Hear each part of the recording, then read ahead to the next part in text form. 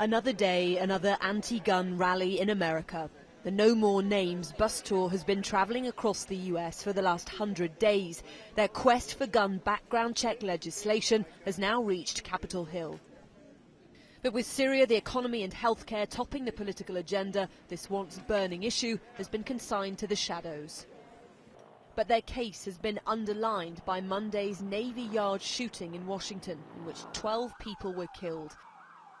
The gunman, Aaron Alexis, was arrested for 2 previous gun offences, but his latest background check revealed only a minor traffic violation. His mother, Kathleen Alexis, apologised to the victims' families in an audio statement. I don't know why he did what he did, and I'll never be able to ask him why. Aaron is now in a place where he can no longer do harm to anyone, and for that I am glad. To the families of the victims, I am so very sorry that this has happened. My heart is broken.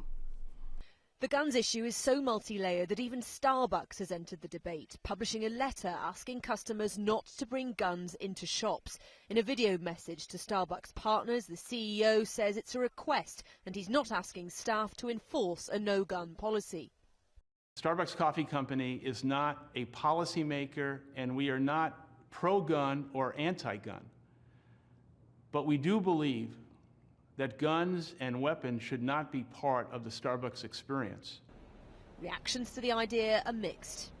I'm surprised that they ever endorsed their clients bringing guns into the store. I think anyone carrying a gun in public and into a store, like they allow in Arizona, is crazy. It needs mental help.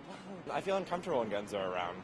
There's a lot of violence that happens here, and we've seen a lot of mass shootings lately. I think the less guns on the street, the better. I would go to Dunkin' Donuts instead of going to Starbucks. Because it's taking away civil liberty, and Second Amendment's the right to protect yourself, and it's in the Constitution, so they have no right to tell you what to do and what not to do.